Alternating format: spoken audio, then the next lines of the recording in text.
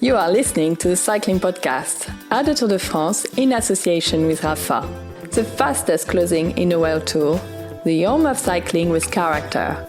Ride and watch with Rapha in 2019 as a partner EF Education First and Canyon SRAM. Stage 3, today we're in Épernay. What size of bottle of champagne you're going to drink tonight? I don't know, we are the company, you know, we have great hotels in France and maybe you have only 5 bottles. Maybe I have to send somebody to Dom Pérignon and buy something. Thank you very much, Patrick. Well, we know where Patrick Lefevere is staying. In a company. Where are we, Lionel? Well, to answer that question, why don't we ask our host this evening, David Hesketh of the Laurent Perrier Champagne House. Good evening, David. Good evening, Lionel. You're in Hostellerie La Briqueterie, which is just on the edge of the Côte de Blanc, which is the famous champagne vineyard region in just outside Épernay. Patrick, if you're listening, it's better than a Campanile. Well, I have to say, it's delicious. It's absolutely gorgeous. I mean, we all, let's face it, let's tell the truth. We are drinking champagne at the very moment, and it's excellent stuff. Tell us a little bit about this region, David. I mean, from an outsider's point of view, I know the 2 big towns. Is there kind of rivalry between the towns, rivalry between the different champagne houses? And tell me a little bit about the company you work for. I think there's friendly rivalry amongst the houses, but everybody is concerned just to make sure that champagne comes out of it as well as it possibly can. I work for Laurent Perrier, which is still a family-owned house, and we can trace our roots back to 1812. And really the history of the house is one of innovation since 1949, when a gentleman called Bernard de Nonancourt took over running the house, and he did things like introduce stainless steel. We were the first house in Champagne to introduce stainless steel, so that gives a style of champagne which is based on lightness, freshness and elegance, and it's fitting we're on the Côte de Blanc because Chardonnay is the dominant grape variety in all our champagnes apart from the rosé. Well, this is a cycling podcast, not the champagne podcast, much to my regret. But you're obviously a cycling fan, David, because we met you when you came to our live event in Clapham in South London before Christmas, and you very kindly invited us to come and stay here, and we're going to have dinner at the Chateau a bit later on this evening. What's it like for the region? Is there a frisson of excitement when the route's announced and you find out that the Tour de France is coming here?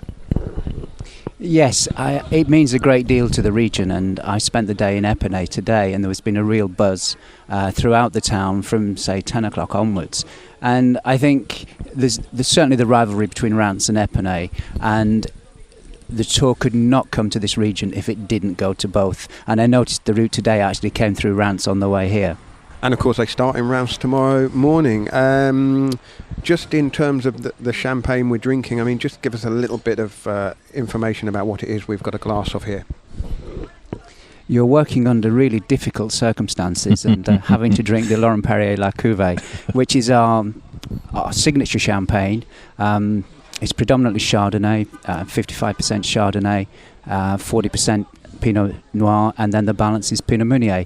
And again, the signature of the house style is that light, fresh, elegant style of champagne. Well, we'd better talk about the race, Light, Richard. fresh and That's elegant, right. just like you, Lionel.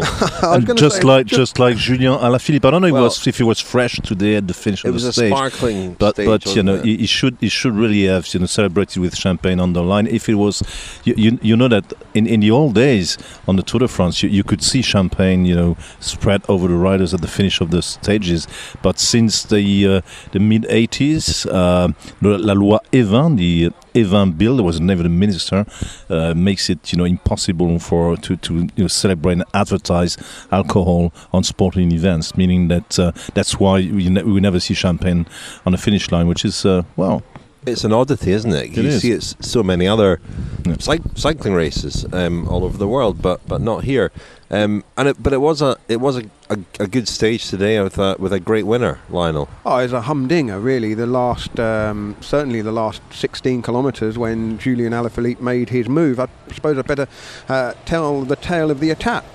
Stage 3 from Binche to Épernay, a long one really, 215 kilometres. We started in the hometown of both Wanty and Gobert, the two sponsors of the Belgium wildcard team, so it was pretty obvious that a Wanty-Gobert rider would be in the first break, and Johan Alfredo was first to attack after the flag dropped. He was reeled in, but a few kilometres later got away with Anthony Delaplace of Arkea Samsic, Paul Alzelin of Total Direct Energy, and Stefan Rosetto of Cofidis, who of course was in the break on stage 1. But the real surprise in today's move was somebody from one of the World Tour teams, Tim Wellens of Lotto Soudal, and that made it a bit like the break on day 1 when we saw Greg Van Avermaet get away. Although it turned out that Van Avermaet was only going for the King of the Mountains, seeing Wellens in there gave it a little bit more of a chance of making it towards the finish, and that's probably why Jumbo-Visma and Deceuninck-Quick Step spent pretty much all day on the front of the bunch doing the chasing. The lead never got more than about 6 minutes 15. They brought it back down to a more manageable 3.5 and pegged it there, and then with 48 kilometres to go, Wellens went solo.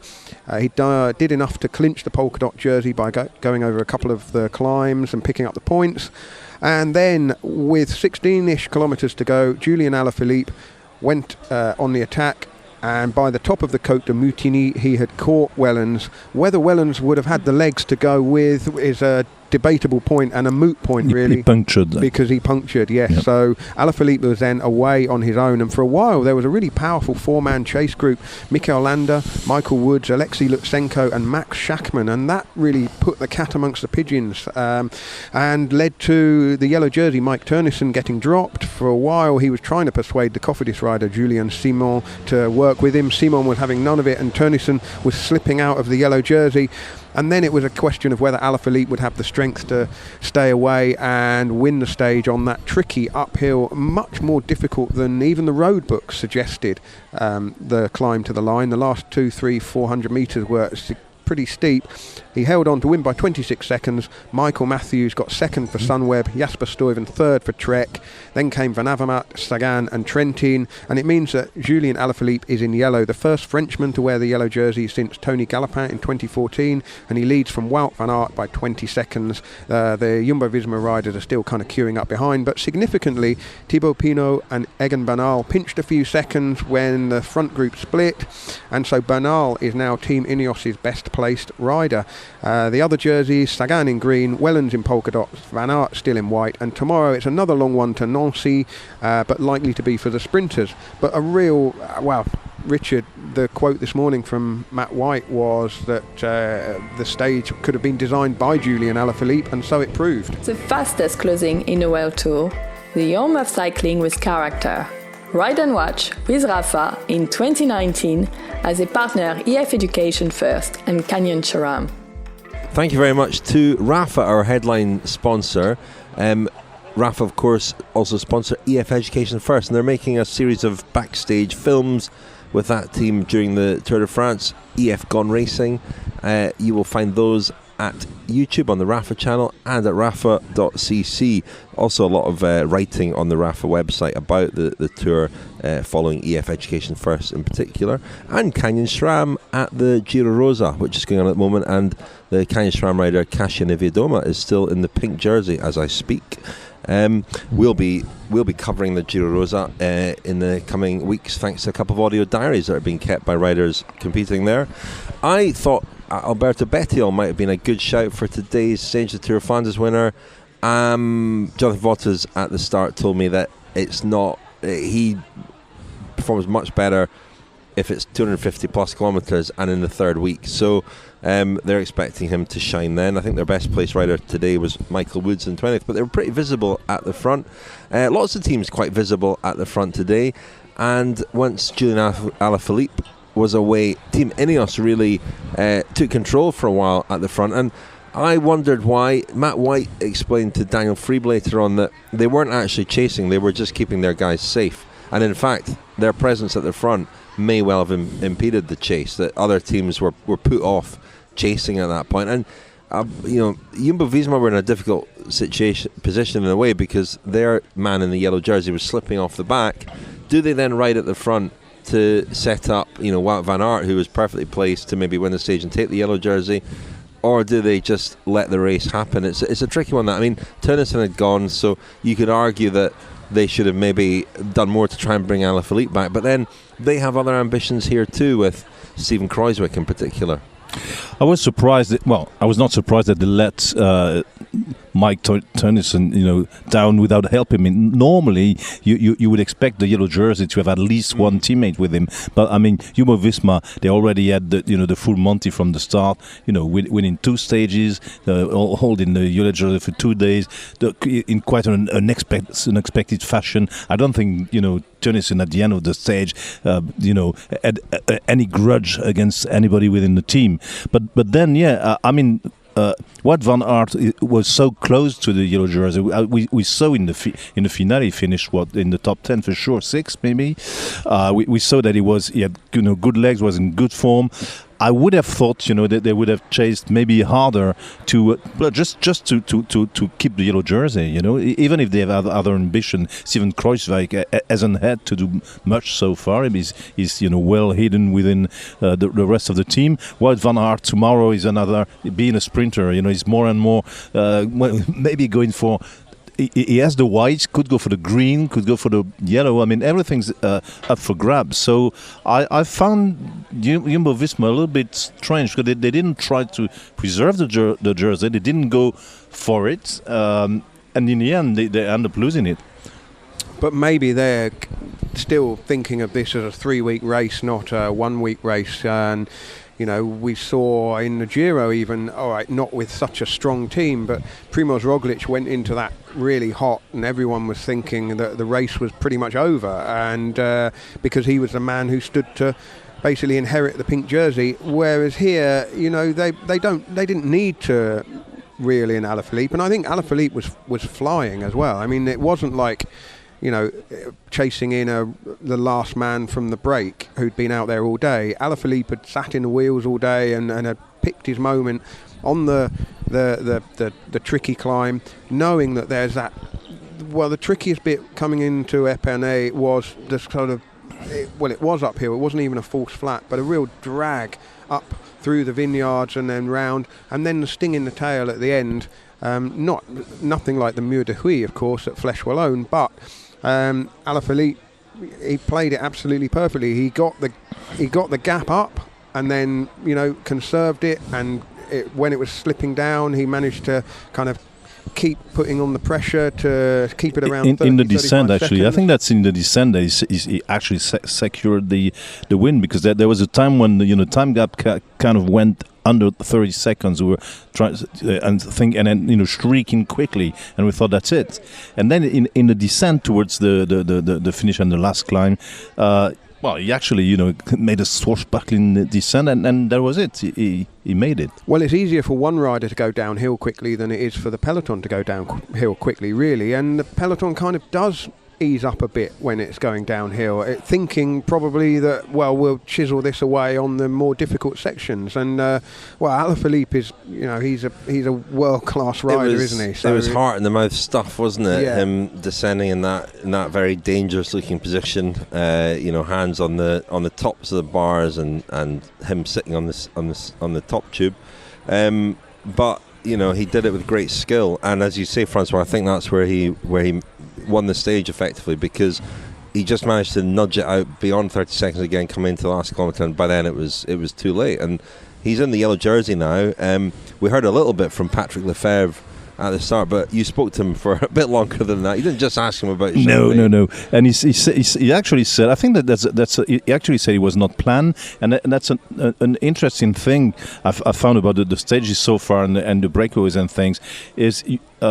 Very often we say the first week of the tour is boring, and my impression on this tour is that there are so much guys who announced that they were stage hunting on this Tour de France, and apparently it's true. It's no like the Lotto Soudal. Tim Wellens attacked, and Thomas Turenne was the first to attack. Obviously, lots of these teams are going for stage wins, and which means that we could have exciting racing and cycling before we get to the mountains, which is new and interesting.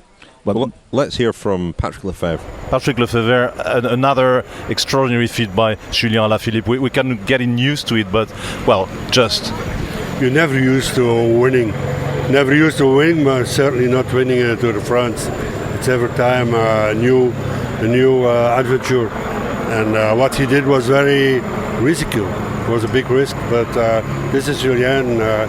He doesn't ride only with the brains, he rides also with his spontaneity and his temperament. And lucky for us and for him, today the brain didn't win, but the temperament wins. Was it planned in any way? No. So I guess, was it disappointed, or were you disappointed by yesterday's team time trial? Was it motivation? I'm a very realistic man, and I knew that Jumbo was almost unbeatable on the 27 flat parcours. They have all big engines, big motors and big guys, and we have 3 guys of 60 kilos. So I was only disappointed that we were not second on 1 second of Ineos. But for the rest, I'm not that kind of man who dreams when your dreams are not realistic. Stage win, yellow jersey. What a beginning for the tour for you. It's amazing. Unfortunately, I heard 1 minute ago that Kasper Asgreen crashed very heavy, 10 kilometers from the finish. I hope everything is okay, because you saw what he did today. So we need him. I think Patrick Lefevere probably had enough champagne throughout the course of the year that he, another bottle. Take a night off. Yeah, I saw the book of Quick Step's year that came out a little while ago, and there's a sort of great picture of Alaphilippe and Lefevere there with big glasses of wine, and I think a cigar as well. I'm not sure who's smoking the cigar. I hope Lefevere. My memory of this image is a little bit hazy. But I just wanted to pick up on what you said there about the breaks, because the thing that made today so absorbing was having Tim Wellens in it, because that made it not a kind of ordinary early stage in the Tour de France break with riders that you think have no chance of going to the finish. You just never knew. And when Wellens was out on his own, obviously he was fading, but you just never knew whether he might be able to hang on, and that gave the whole day a kind of sense of suspense.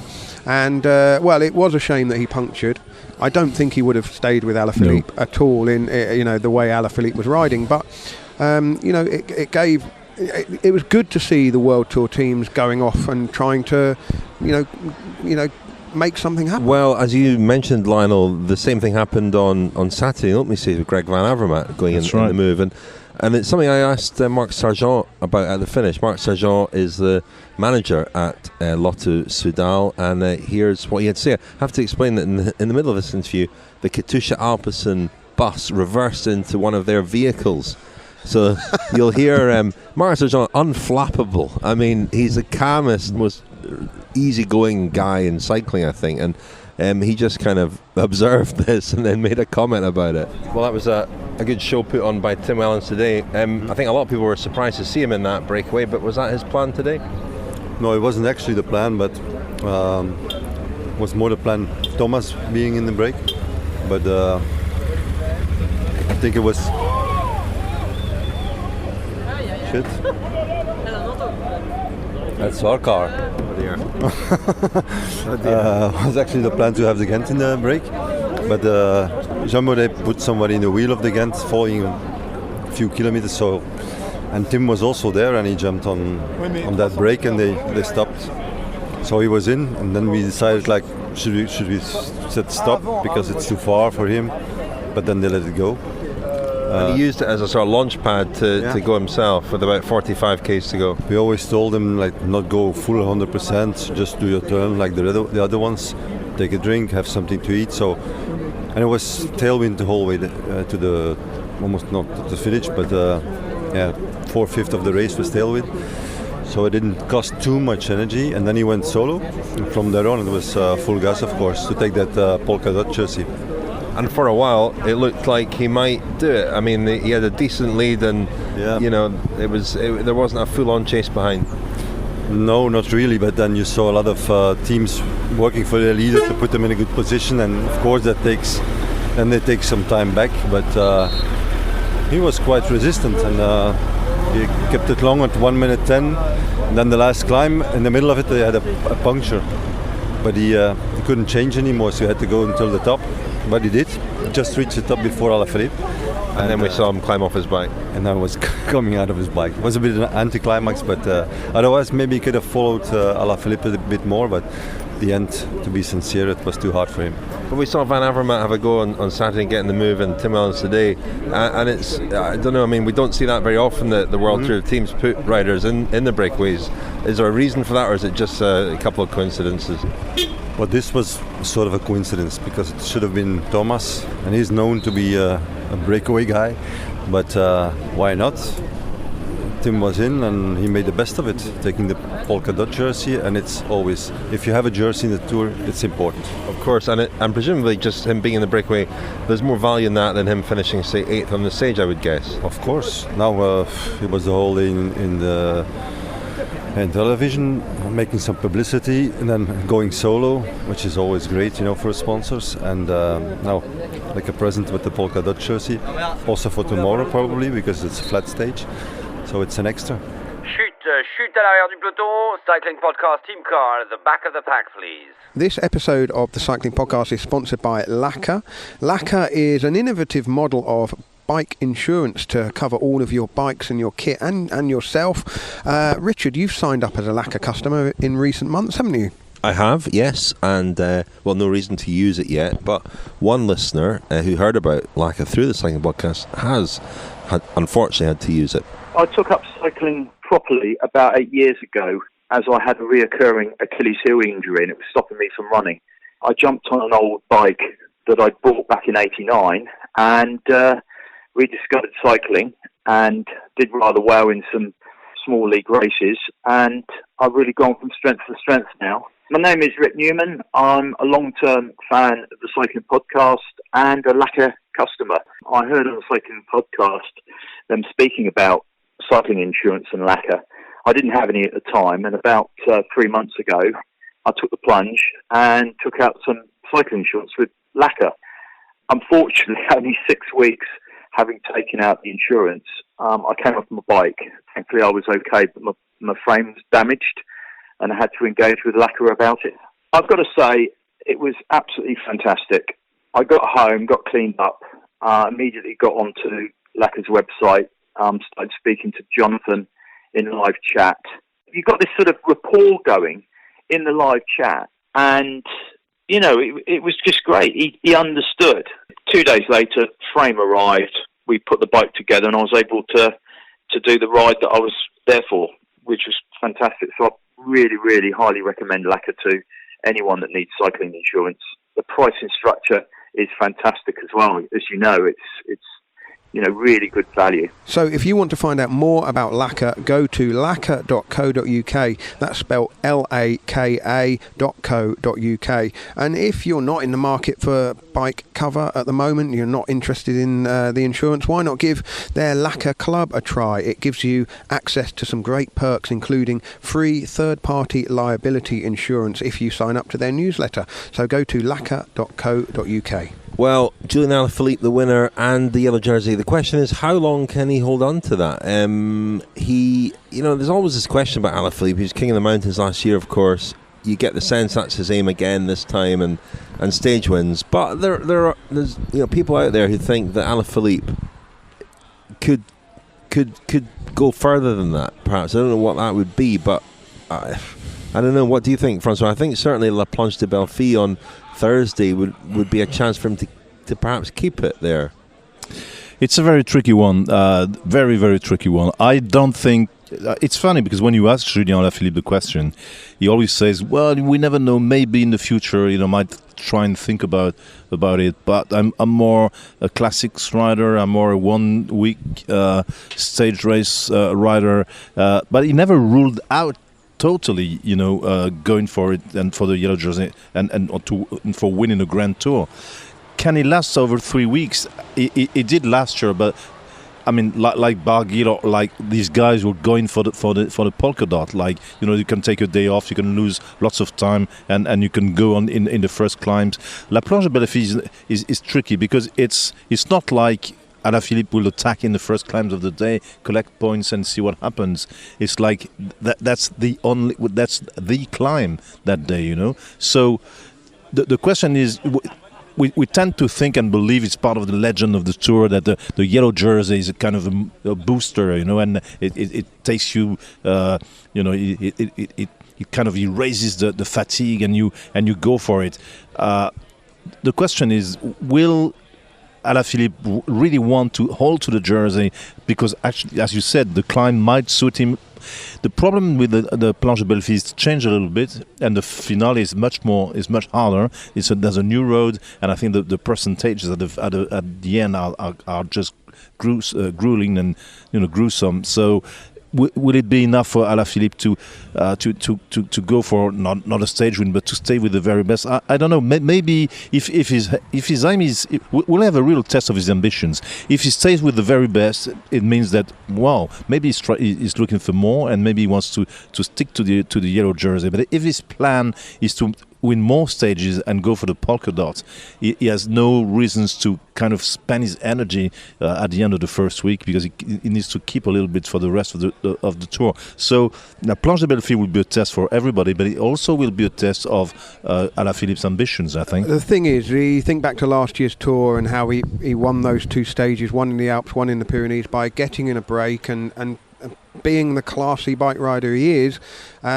He's not going to be able to do that while he's in the yellow jersey, of course. And so being in the yellow jersey, whether you're aiming to win the race in 3 weeks or just hold on for it for another day, is a really quite defensive thing. It's like wearing trousers that are too tight. You can't move properly. You can't go anywhere. He won't be able to, you know, he won't be able to move off the front of the peloton. He's elasticated trousers, doesn't he? Maybe, like my elasticated. We're all moving shorts. into elasticated Why clothing. not? But he will be in that group and riding, and it will be a question of whether he's, you know, how quickly he's at the back of that lead group, how easily he's able to sit in those wheels, how long he can hang on for, and whether he's got any teammates in there to kind of just give him that little visual morale boost. And well, that's unlikely. So he's going to be on his own in that group, I would have thought, once the climb really starts to bite. And so then it's just a case of hanging on. And well, the lead is pretty slender anyway. You would imagine that he would lose 25 seconds to Steven Kruijswijk on La Planche de Belleville, you would think. The question really for me is, what are Team Ineos going to do now that Egan Bernal is just that smidge in front of Geraint Thomas on GC? It's only 5 seconds, but and it could they be finished, really significant. Yeah, and they were 12th and 13th on the stage, so that the gap was between Bernal and Thomas, which is interesting. Suggests Thomas couldn't hold the wheel. The gap is not 5 seconds, of course. The gap is minuscule. Of course, sorry. He's given the gap is to, you know, the time it's taken Michael Matthews a second across the line, and then the gap doesn't really have to be that big at all for him to have a 5 second deficit. It's daylight, basically, isn't it? Yeah, it's a bike It's lane. a little bit of daylight, and I mean, the time trial coming up in week 2 is renders that sort of immaterial in a way, but for the moment at least, if, you know, Bernal is in pole position and he's in front of Thomas, and it's up to Thomas to get that time back. But it was interesting because we did see some of the GC guys at the front keeping out of danger, but you get a sort of sense, I suppose. I mean, I thought Jakob Fuglsang looked good, looked pretty frisky. He finished 14th on the stage, which suggests that he's okay after his crashes. Romain Bardet was up there as well today. Steven Kruijswijk was up there. Thibaut Pinot was Rigoberto there. Urán, Nibali was quite close to front. Adam Yates, but yeah, Pinot was outstanding 10th on the stage, and he's got that 5 seconds advantage as well, like Bernal. But it was a stage at the finish for the kind of punchy finishers, the Michael Matthews, Jasper Stuyven, Greg Van Avermaet, Peter Sagan, Mathieu Trentin, all these guys that we fancy on these little climbs. And you spoke at the finish, François, to Jasper Stuyven, who thought originally was second and got pipped on the line by Michael Matthews. I actually also spoke to Michael Matthews in the morning, who announced he would be he thought he would be a nice little battle between the punchy riders. It wasn't to be in the end, because one of the punchy riders attacked before took them off their guard. So I spoke to Jasper Stuyven, half disappointed, half happy to have been in the mix. Jasper, a close finish. You were not far, but Julian Alaphilippe, we know Julian. He attacked in the final and went for it. Is it a disappointment, or are you satisfied with your form? I think if I was second, I would be maybe more disappointed. But at the same time, Julian was the strongest. I mean, he take the gap, he hold the gap. Was super hard with the wind, so then you're the strongest. Deserved win. But your form looks good. You look good on that last climb. Yeah, I've been feeling really good. So it's nice to put the form in kind of a good result. What are the main objectives for you now? The same as when I started this tour, and trying to get a stage win. So it didn't change after today. Yeah, have you written down a couple of stages? I mean, this one probably. Of course, but we'll see if the other ones also turn out well. The cycling podcast at the 2019 Tour de France is supported by Science in Sport. Science in Sport, fueled by science. Thank you very much indeed to Science in Sport for supporting the cycling podcast. You can get 25% off all your Science in Sport products at scienceinsport.com with the code SISCP25. And we're very grateful as ever to the support of Science and Sport. Just a little bit of housekeeping before we carry on. We are doing a show in Harrogate in September on the Friday evening of World Championship Week. It's the biggest show we'll ever have done. Tickets are on sale now. You can get them at thecyclingpodcast.com.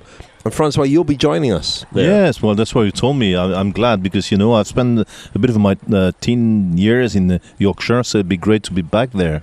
And you were a waiter. Yeah, I was a waiter in a place called Le Connoisseur. I'm sure it's folded. It's closed down a long time ago. But yeah, it'll in Doncaster, no? In Doncaster. Yeah. Well, it's going to be a triumphant return for you to Yorkshire. I think a few of you have been telling us that you've been buying tickets. So as I say, you can get them at thecyclingpodcast.com. We are giving away at this Tour de France a beautiful Austin Cycles carbon fibre folding bike. All you have to do to be in with a chance of winning that is go to thecyclingpodcast.com and sign up to our newsletter. If you're already signed up to our newsletter, you can also enter the competition. On the newsletter each night, there's a link to click through to Austin Cycles, and there you have to give us a reason why you should win it. And the best suggestion, the best submission, in our view, will win the folding bike at the end of the tour. We're dashing around on it at the moment. Alistair Hall says, with a pacemaker, I can no longer cycle up hills without mechanical doping. Alistair, there isn't actually any kind of motor in this bike, although it does feel a little bit like it. Tony Oswald says, if it can handle Buffalo Tour watts, it'll be bomb-proof for my daily grind. Watts or weight? Yeah, I think there's a spelling mistake there, Tony. James Graham Brown says, the only thing I've ever won is a small stuffed donkey in a raffle, and an older child stole that off me 2 weeks later. What a sad story. Also, I need a new bike for commuting, and also plus, I really like this one. We'll read out more of these. I don't want to spoil the competition, but this bike has got a little mod target in the middle. So being an old mod, I think it's been marked and designed for me. So stop, Well, François, sign up to our newsletter, and then you'll have a chance of winning it. And people can sign up to the newsletter on the website, thecyclingpodcast.com. Yep. And then also, just before we move on, Hans Grohe at Showers and Taps are supporting our Kilometre Zero series. Thanks to them. Episode 1 came out today. It was on Eddie Merckx, Eddie the Goat it's called, and we hear from various people who know Eddie Merckx, and also Daniel Freeb, the writer of the biography The Cannibal, which is an excellent read. And Daniel's got some really interesting thoughts on Merckx. So that's available now. Episode 2 tomorrow, Lionel, is... Well, it's the 100th year of the yellow jersey, and I was trying to look for a slightly left field way to talk about the yellow jersey and its significance, and episode 2 is called Super Mario. Nothing to do with Mario Cipollini, it's to do with another Mario and the yellow jersey. I'll leave it there. People will have to listen in to find out what on earth I'm talking about.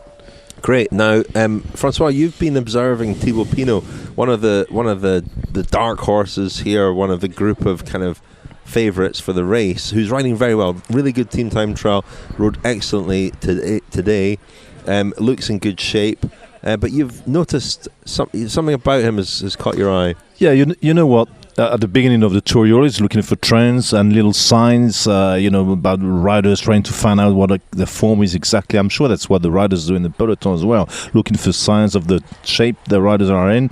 And Thibaut Pinot has been impeccable since the start. And I was at the bus this morning talking to him with the rest of the French press. He looked very relaxed, talkative, which is not very frequent with Thibaut. Kind of relaxed, and we saw today again he went for it in actually the finale, which suited him. Finished in the top 10, took a few seconds off the other favorites. Yesterday, Groupama-FDJ probably rode one of the best team time trials in their history, meaning they really went for it. And that there's another thing that struck me is when you go around their bus, it used to be very friendly, open, relaxed. Everybody could join in and take pictures with the riders. It's kind of more professional this year. Like that, they hired a new team director, Philippe Mauduit, who's worked with Alberto Contador, with Vincenzo Nibali, lots of other great riders. And Philippe Mauduit himself is usually a very talkative guy and then good friend of mine. I went to him and said, "Oh, we don't see you these days." He said, "Well, I'm working behind the scenes." So it seems that actually the way Groupama-FDJ and Thibaut Pinot are tackling the tour this year is really with very strong ambitions, and especially La Planche et Belle-Fille is the first test. That's what Thibaut Pinot said this morning. There will be no hiding place. I know this climb by heart. He lives nearby, and it's once again, it's the real action starts at home for Thibaut Pinot. I really would put a little bit of money on him. The signs are good so far. Yep. Well, at least one of our regular listeners will be happy to hear that, won't they? Moin Islam, regular listener and correspondent of ours. He's a big Thibaut Pinot fan. Anything else? Any other business before we wrap up and go off for a delicious meal? Well, we've got to do our exciting Outside the Team bus. Oh, of course. How could I forget? I mean, I even contributed to this. You did, yeah, today. That's right. You saved my bacon today, Richard. Well, let's hear from two riders from the home team this morning, Wanty Gobert.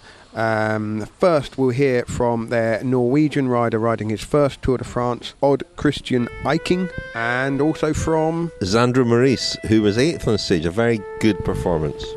Outside the team bus with?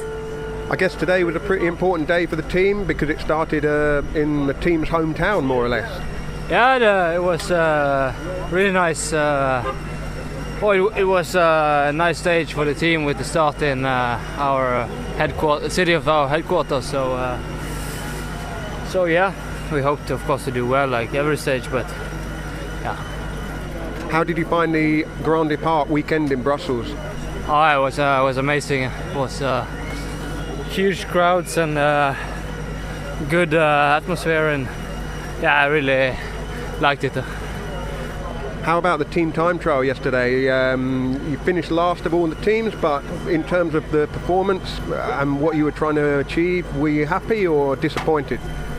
Of course, we had some technical problems just before the start also, so yeah, I can say one of our strongest guys in the TTT, he had to start on a road bike, so we were already from the start not 100%. So, and in a TTT where all the teams go full, it's if we are not at 100%, we lose time. So I felt we did an okay TTT, but yeah. Who was that? Who had the problem? Aimé de Ghent. So he basically started on a road bike. Did he get onto a team time trial bike, a little bit later on? No, he did a whole TT on the road bike, yeah. That makes a hard day even harder, no? Yeah, it did, so it wasn't, we were not lucky yesterday, but we wouldn't have been in fighting for the win anyway, so it wasn't crisis for us. So how does it get decided which riders are going to try to go in the breakaways each day? We have a couple of guys who tries every day, so then it's just who is in the front row and on field. It was Johan Alfredo today. Maybe you tomorrow. Maybe tomorrow or another day. And lastly, what's your team boss like? Because he's been around for so many years. I mean, Hilaire is one of the most recognisable figures in Belgian cycling, but what's he like as the boss? Oh yeah, he has a characteristic personality, so he has some good qualities to lead the team, so yeah, it's a good sports director to have. Is he kind of old school? Yeah, he can seem kind of old school, but we have other guys in the team making sure we are on level with modern cycling. He's not telling you to get off your phone and stop looking at Twitter and Instagram and all that kind of thing? Exactly, that's what he's telling us all the time.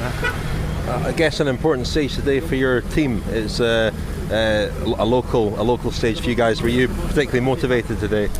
Yeah, we are very motivated. I think we did a good job today. We had Johan Alfredo in the breakaway, and I did top 10. We are with 2 guys in the top 15, so I think we did a really good job. Yeah, I think you were 8th. You happy with that? I mean, up against some some really good finishes on that type of climb. Yeah, I finished 8th, and I knew a climb like this, a finish like this is what I need to do a good result. And I stopped pedaling last 5 meters, and Colbrelli just passed me, so maybe it was 7, but okay, with the top 10 in the second real stage in my first Tour de France, I'm really happy. Is that the sort of finish you like? Yeah, I really like finishes like that.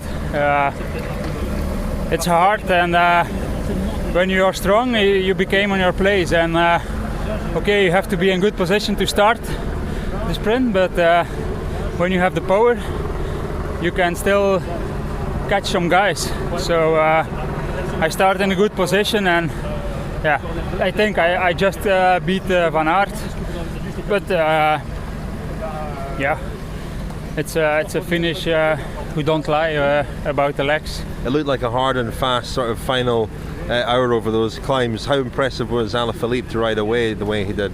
Yeah, everybody knew what Alaphilippe can do on a climb like this. So I think nobody was surprised, but everybody was waiting until the moment he want to go.